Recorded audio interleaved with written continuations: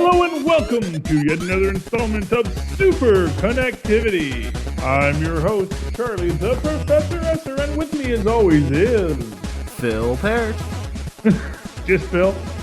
Yeah, I'm still working on the name. Phil's still working on a name, Parrish. Hey Phil, great to have you back as always. Great to be here. So what I think is some of the biggest news in Marvel right now really doesn't involve Marvel at all, but is the fact that Disney has just signed a deal with Hasbro to take over all of their princesses. What does that have to do with anything? Well, I'm glad you asked. It has to do with the fact that Hasbro is the owner of G.I. Joe. Yes, that's right, my friends. G.I. Joe could be returning to the Marvel Universe because Disney is starting its synergy with Hasbro again. Now, Disney has already done its synergy with Hasbro with Star Wars, and we do know what a hit Star Wars has been for Marvel. One of recent numbers show that half of all books sold last month were Marvel, more than half. So Marvel is now the dominant force in comic books, not just one of the two, but is the dominant force. DC is somewhere after Marvel. Oh, we pick on DC.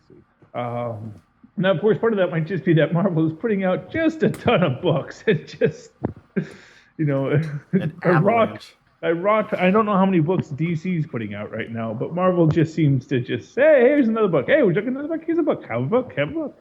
And we're going to charge you $4.99 for all of them. But they're still selling. That's the great thing. Because, as I've always said, I think that Disney Marvel has really gotten the storytelling magic right. I mean, I really think, and of course, these things are generational. This could go away just like that in the blink of an eye, just like how sports teams, they're great for a decade and then nothing. That's sort of how Disney is. But Disney renegotiating, moving its princess line from, I believe it had been with Mattel, who is the producers of Barbie, for years.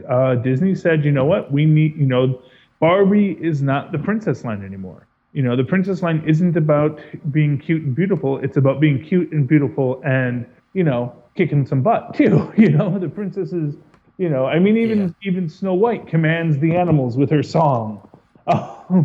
And that, and has an army of dwarves at her command. She is really, I tell you, the gritty reboot of Snow White, that gets tough, man. Let me tell you, you want to see a gritty reboot, that's on the agenda.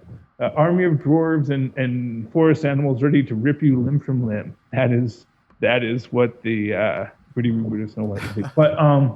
But so Hasbro is taking over the Princess line. Hasbro has already been making hand over fist on the Star Wars line for Marvel.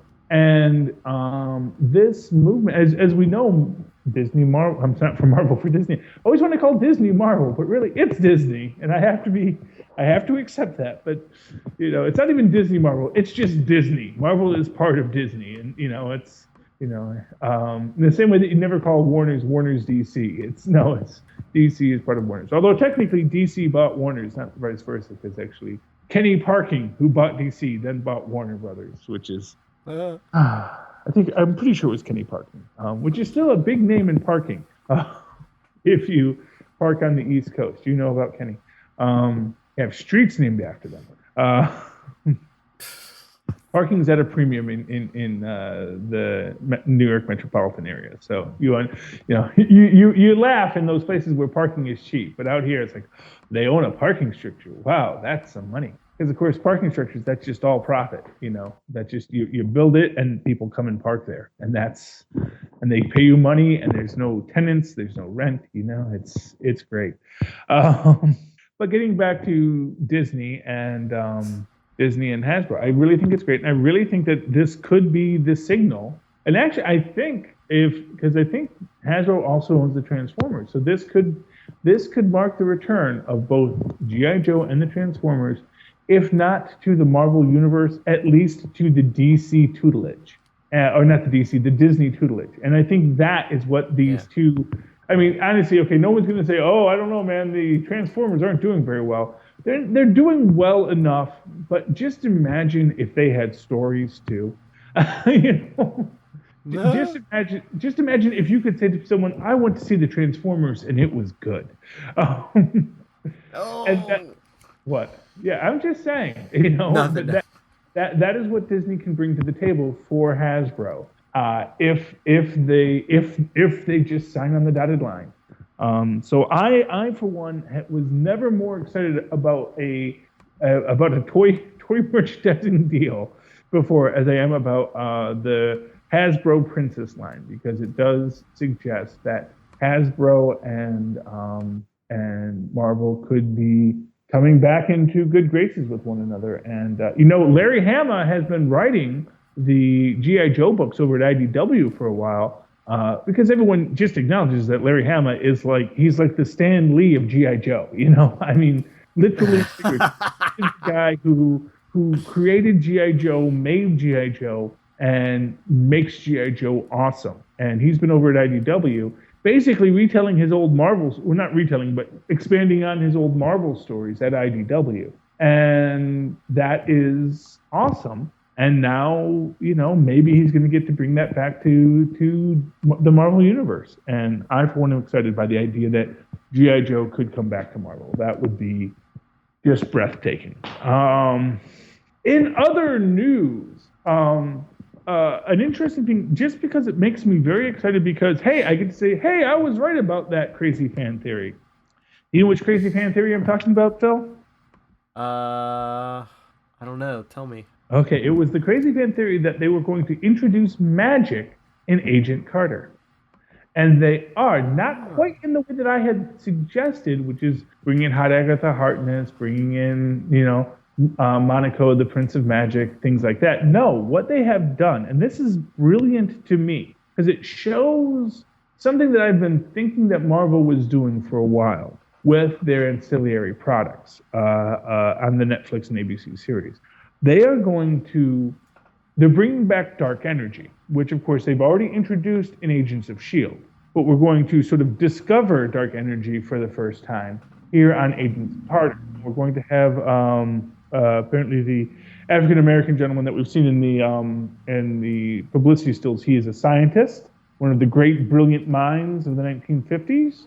And he has discovered dark energy, which is a extra-dimensional energy of the dark force, which will now be tied to the dark dimension of which Dormammu is master. And of course, from which Cloak and several other superpowered beings get their powers. And of course, what's great about this is that it puts Marvel in a spot where they get to again say to the Chinese market, there is no magic here. These are not the droids you're looking for. There is no magic here. This is just midichlorians running through your veins. We are altering the definition of magic, so we are saying this is just science you don't yet understand. And we're going to show that by having the science be the core. And the science of the dark energy, of the dark dimension, and opening the portal to the dark dimension is what is going to reveal that all magic has just been misunderstood, highly advanced technology. And again, we had this last season, or at the end of last season, when I made the point, we just introduced magic into the MCU when the stones of the monolith were arranged and they created a pentagram to open the portal. I said, well, that's magic, but no, says Marvel, that's not magic. The symbols of magic that we think are magical symbols are really just the structures needed to open up these quantum gateways. There are Einstein-Rosen-Podolsky bridges to other dimensions and other universes where the laws of physics are different, and so fantastical things spill through. Honestly, it's a brilliant move on Marvel's part, on Disney's part, both to circumvent the censors in China, but also to really build a great new cosmology for superheroism that I think opens up such a greater door. I mean, in many ways, quantum mechanics is the radiation of the modern age. It's the science we don't quite understand. Although in this case, it's science that literally says, "Hey, it could happen." It's an extreme impossibility, but yeah, it could happen. I mean, these things, in that idea that you have infinite probabilities, yeah, okay, there is that infinitesimal probability that yes, you could get exposed to gamma rays and become a Hulk. And most likely that's not going to happen, but of course, in this universe, if you alter the probabilities, which again, what is the Eye of Agamotto doing? It is looking through time and altering probabilities, giving essentially the Scarlet Witch's magical hex power a scientific underpinning for Doctor Strange to use. And again, I think this is going to be the crux of it, and something that I think we're going to get in the new Doctor Strange comic book series that we've been reading. If you have been listening to the all-new Marvel Roundup, you know that Phil and I have been reading the all-new Doctor Strange and really enjoy it. And in this plot line, you have the Imperium, the Empirical, which is this extra-dimensional group of sort of evil scientists out to destroy all magic. Because magic is heresy, so we must destroy it. Well, what I think is, and of course, last episode we had Wong say, out of earshot of Stephen, he says, "I'm sorry, Stephen. Sorry I never told you the truth." What is the truth? Here is my crazy fan theory for how the Doctor Strange current arc facing the Empirical is going to end. That the Ancient One knew of the Empirical, and that is why he selected Strange. Because he knew Strange, as a scientist, was going to be able to understand magic in a completely different way. In this way that we are going to see magic displayed in the movie and in the MCU going forward. That it is a science you do not yet understand.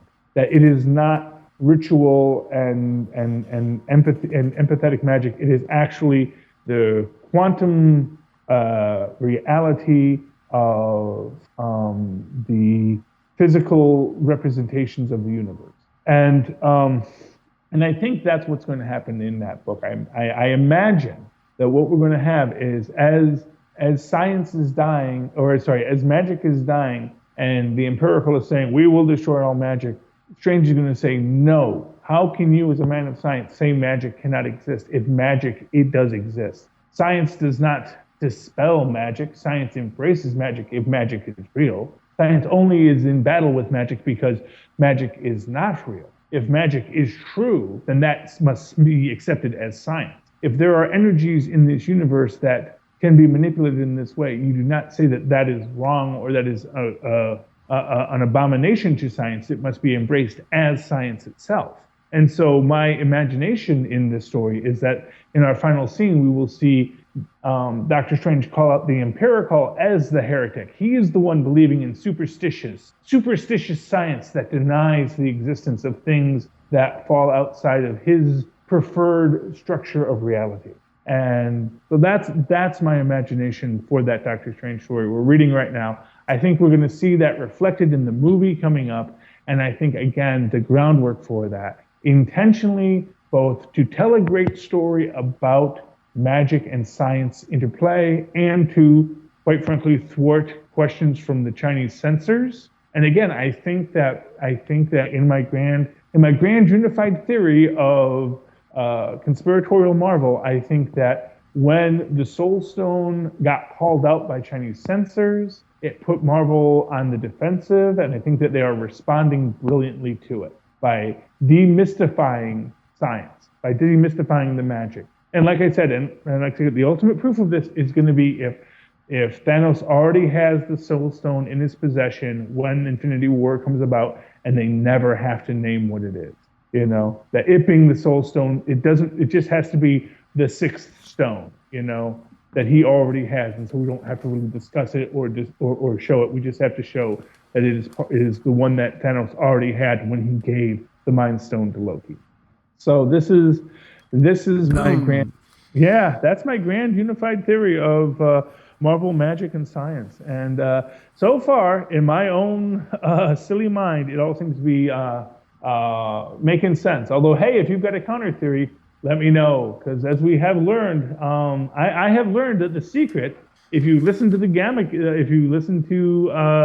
the Gamma Cast, or the second episode, or technically the third episode, it's episode 2, but we had like a 0 episode, so technically that makes it the third episode, because you don't usually start counting at 0, even if Beast Boy does. I got called out for an error I made just as recently. Arnold called me out on this show for errors I had made, and I am always happy to accept the criticism and the correction. And so, in fact, it makes me think that I should really start just peppering these things with things I know are false. I'm going to repeat them anyway, just so that people write in and say I was wrong.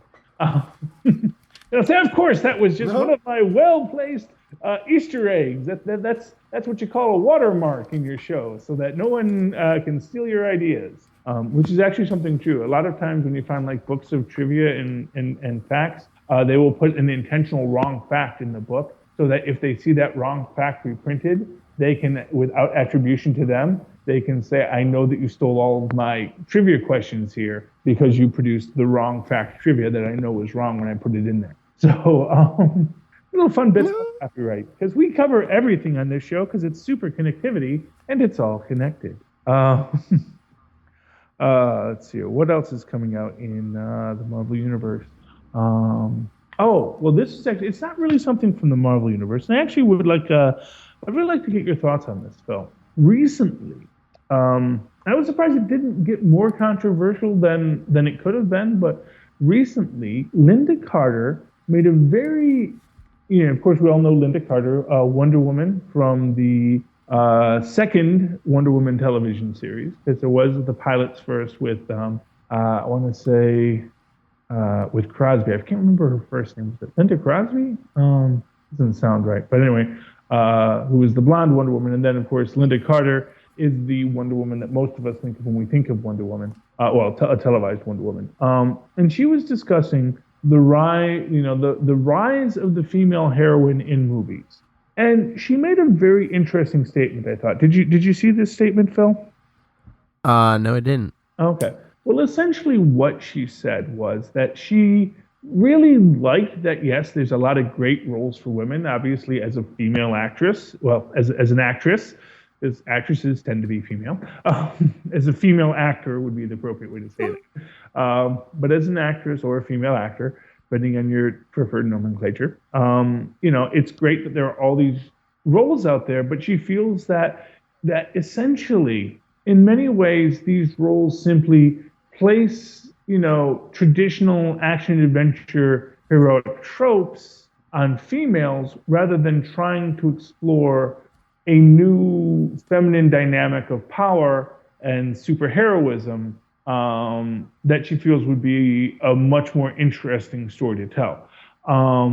It really got me thinking about that as an interesting take on it. It's always a very complex question about gender normative roles, and what it means to be feminine, and what it means to be masculine, and what it means to be a superhero. And, in this way of discussing the idea of feminine power, of being both feminine and powerful as being something other than just,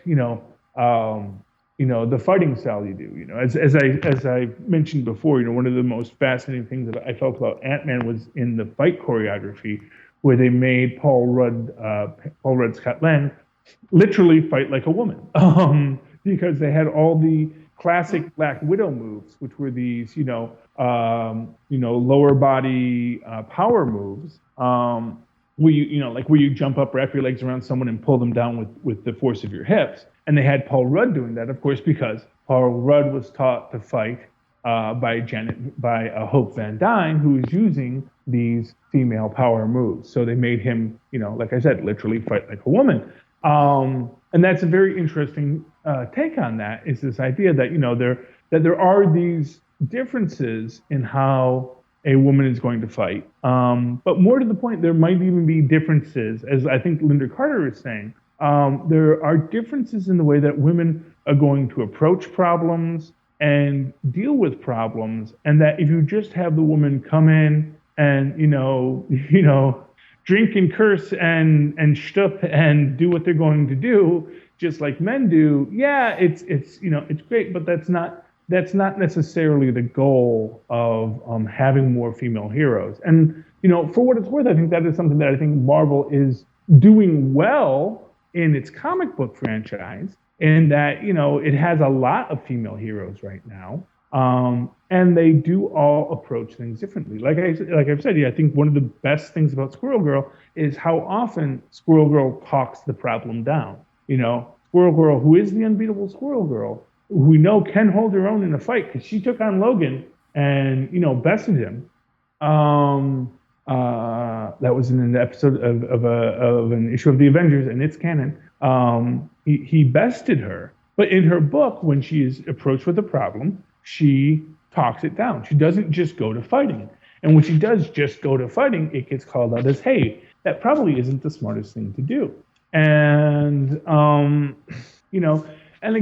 then we have things like Kamala Khan, who is her own young girl dealing with young girl problems, both of the standards of society and her own society standards of what it means to be feminine, and who she wants to be, and the conflicts that exist therein. I think when you compare the adventures and the romantic entanglements of Kamala Khan, and also with the desire to not have romantic entanglements of Kamala Khan, and then the regret that therein comes, it's such a different kind of story from what you saw with, say, Peter Parker, wherein, of course, in that case, it's all very much wish fulfillment. So it's always Peter Parker, never she little nerd, winding up with, Gwen Stacy and Mary Jane and Betty Brant and all the hottest girls in New York City, because, that's, it's about that power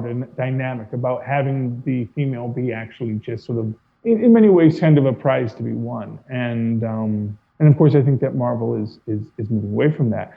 And one of the things that kind of struck me with that recently was, one thing we've talked about a lot recently is the idea that Marvel puts out a ton of books lately, just a ton of books, and it's very hard for us all to keep up. And next week comes out Captain Marvel #1, and I know you're planning on getting it, Phil, correct? Yes. Yes. Okay. I know I'm talking a lot, Phil. Feel free to jump in anytime. And I was actually really excited in getting it too, but I realized I've already got 2 books in reserve, and I've got 5 other books coming in that week.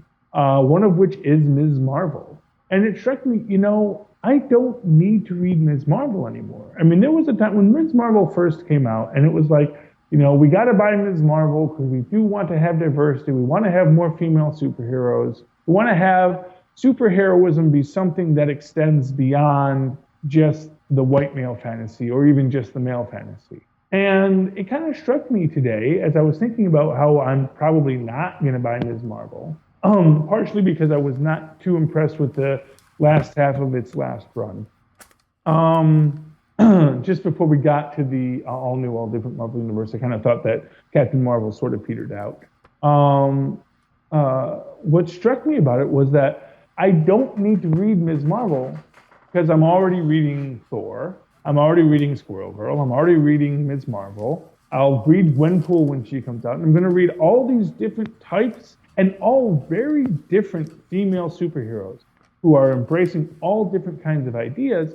And to that extent, it kind of strikes me, Captain Marvel, who I think kind of probably falls much more in this, Captain America with breasts mold, maybe isn't really the superheroine I want to read, because it doesn't speak to the specifics of feminine power and the feminine dynamic as a superhero. And now, of course, I'm a white male saying something doesn't speak to the feminine dynamics of a superhero, so, take that with all the grains of salt that there are.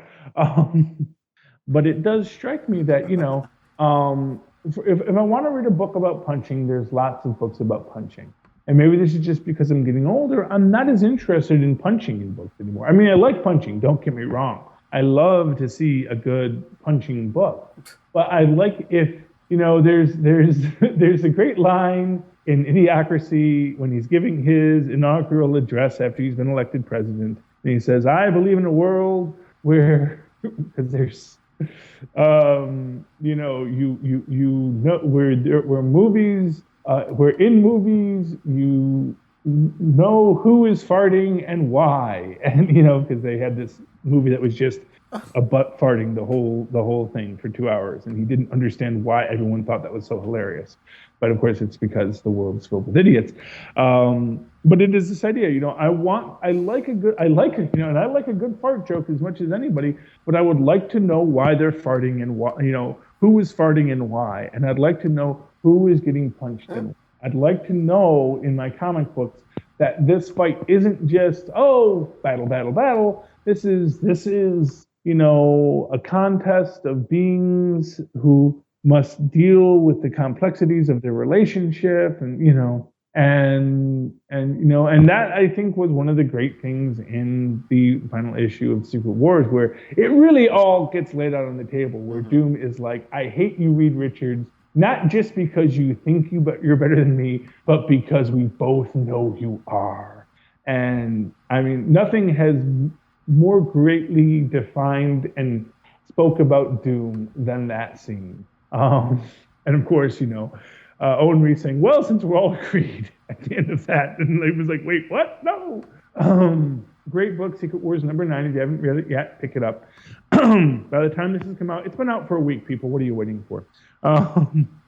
But I think Linda Carter hits on this nice thing, and it is, it's an interesting thing within our world dominated by female. No, I don't want to say dominated by female heroes, but a world with a lot of female heroes. And it is interesting to ask the question who I think is right now the biggest female hero out there. Again, a Disney Marvel hero, Disney Marvel Lucas hero, which is Rey, who Disney got into a bit of trouble early because they were not making the Rey toys. And actually Hasbro got into trouble because they weren't making the Rey toys. Although now they've redoubled their efforts and Reys on everything, and and it's an interesting question about the plausibility of this argument. And Phil, I'd love to hear your thoughts. How plausible do you think the argument is? They said they didn't release a lot of Rey toys, and they didn't have Rey in a lot of the merchandising because in the pre-merchandising, they didn't want to reveal how important Rey was. They felt having Rey be the central character was a great reveal and kind of a twist on the expectation, where people are thinking that it's going to be, the buddy comedy of Poe and Finn, and no, it's not. It's really about Rey's story, and Rey is the character who goes on the hero's journey. Poe and Finn are there too, and they have their own adventure to be had for sure. Although I still don't trust Poe. That man is a clone. You watch episode 2, he betrays them all, or episode 8, Poe betrays them all. Mark my words. He just left BB-8 behind. He left Finn behind. Saved his own butt. That Poe is up to something. Mark my words. Spoilers. I just think it's a big load of crap because, I don't know, from what I've heard recently, that I guess a lot of these properties and companies, they have a thing with marketing where they would, I don't know if it's cheaper, they would rather market to either all boys or all girls or all males or all females, and I don't know, I guess they were just hoping they only had to market to the male audience and not the female audience, which, I don't know, with Star Wars is probably pretty dumb. Well, yeah, I think with anything in this age, it's dumb. Although, as it turns out, and this is something I recently read, I don't know how true it is, but apparently the guy who's the actual president of Marvel, who doesn't have that much power of Marvel, and I can't remember his name. It's Ari Avad, I believe his name is. That he is actually very down on marketing female. That he's the reason why you don't have a lot of Black Widow merchandise, even on stuff that is clearly marketed to girls. So it'll have a pink Avengers T-shirt, but the Black Widow's not on it, which is like crazy. Yeah. But speaking of, kick butt women, the Russo brothers, who are kind of the the new Whedons of the Marvel Universe, the guys who are doing Winter Soldier, or not Winter, I want to keep one wrong, Cap 3, Civil War, and will be doing the Infinity War stories. They have said they really would love to do a Black Widow film. And, the start of Phase 4, the next film after Infinity War, the next section is going to be Captain Marvel, and I could definitely see Marvel and Disney saying, okay, let's put Black Widow with, in that section after Captain Marvel. Let's get that Black Widow film in there. The Inhumans, which I'm sure is going to feature Quake, and will probably give us Ms. Marvel, and maybe even and probably absolutely going to be a Medusa-centric story as she rebuilds her kingdom. I'm really looking forward to that. It was an interesting thing. I think it's going to be what is the Inhumans thing? I think comes out in 2018, which is it's a couple years.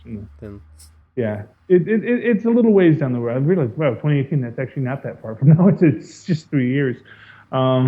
Yeah, but I was thinking how it is a bit of a distance, but it's not that far away, really. When you think about how quickly these things, I mean, it is shocking to realize that Black Panther is going to be here before you know it, and so is Infinity War. I think it comes Black Panther, then Infinity War 1, or it goes Infinity War 1, then Black Panther, then Infinity War 2. And of course we do have the director for Black Panther now.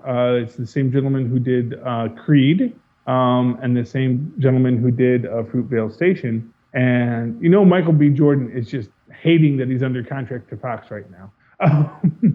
Because the director, and I'm blanking on his name right now, it'll come to me as soon as we hang up. But he is directing Black Panther, and of course, he directed Michael B. Jordan in Fruitvale Station, and he directed Michael B. Jordan in Creed. And so obviously him and Michael B. Jordan have a great relationship, but Michael B. Jordan is stuck playing Johnny Storm at Fox. Wah, wah. Although who knows, maybe he can get the Fantastic Four back. Although with Michael B. Jordan and that director just pulling it back from Fox, but. Yeah, I don't think we're going to get the FF. And as much as I like Michael B. Jordan as the Torch, and I'm totally down with, African American Torch, although I do think Sue Storm should be African American. See, that's what I never got about that, was this idea that, we're going to have them be, an adopted family. And it's like, okay, I get that. But, I kind of felt that, and I do feel that, visually their siblinghood was kind of a nice thing. And I'm no problem with doing that. Heck, I don't mind that they decided to make Puck African American now, or African Canadian now in the Marvel universe. It's the first time we've done a race switch in book, unless you count Mr. Terrific, although that's technically a separate character. Sorry, I'm rambling. Would be nice. It would be nice to see the Fantastic Four, even with Michael B. Jordan as the Human Torch back at Disney. But I'm not holding my breath. Yeah, DC or not DC. Fox just. I think Fox is just mad about it all. I think they're mad that they didn't get a good Fantastic Four film, and and that's the thing. The first two weren't that. The first two they did, although I really felt that they went. I really felt that the product placement in Rise of the Silver Surfer just really killed that film for me. And I really felt that it's like, why are you doing this? What is the point of this? It just didn't make sense to me. But like I say, anytime you ever want to complain about a Fantastic Four film, you just can't anymore. Which brings me to another thing. The Razzies recently came out, and as expected, Fantastic Four has been nominated. And what struck me about that is it really struck me like, are the Razzies about bad filmmaking, or is it about so bad it's good filmmaking? Because to me, I guess I always thought of the Razzies as those great, crazy cult films that you'd come back to later and you would just watch and just sort of joyfully, ironically watch them and enjoy them for what they were. I don't feel you were ever going to be able to watch the Fantastic Four in a joyful, lighthearted way, the way that you could the other Fantastic Four. The other Fantastic Fours were not the best films ever made, but you could watch them and enjoy them as a silly bit of popcorn fare, and or just like I said, as an ironic bit of popcorn fun. They weren't meant to be, films that that were going to break your heart. They were just meant to be films that you watched. And I do wonder if maybe the new Fantastic Four is not a film that you can just joyfully watch. I don't think that there's enough camp in it to make it something that you can just sit there and enjoy. I don't know. I could be wrong, but I kind of feel that it's maybe a violation of the spirit of the Razzies in that way. Then again, I don't really know what the spirit of the Razzies are. Perhaps that's the one truth of it, is I don't really think what the Razzies are supposed to be. Are they supposed to be a way to let you know what is the silly films you should watch? Or, I believe Michael Medved used to do the Golden Turkey Award. And in those, he picked bad films. It was similar to the Razzies. But in those, I kind of felt that there was, at least for me, the films he picked, films like Attack of the Killer Tomatoes, which, were camp cult classic grindhouse hits, I mean, not hits, but, that people talked about, talked about enjoying. I don't know if a lot of these films that the Razzies are highlighting right now really are that kind of, enjoyable bad film. Should the Razzies be about enjoyable bad films, or should they just be about bad films to warn you away from? What's your opinion, viewers? And are there any defenders of the Fantastic Four out there? Okay, I guess not. Okay, we had a real long super connectivity this week. Is there anything else you want to talk about this week, Phil? Any thoughts that... I don't think so. In your mind? One thing I do want to mention is that, of course, Agent Carter comes back next week, although this may be airing after Agent Carter comes out, so hopefully you tweeted along with me with Agent Carter.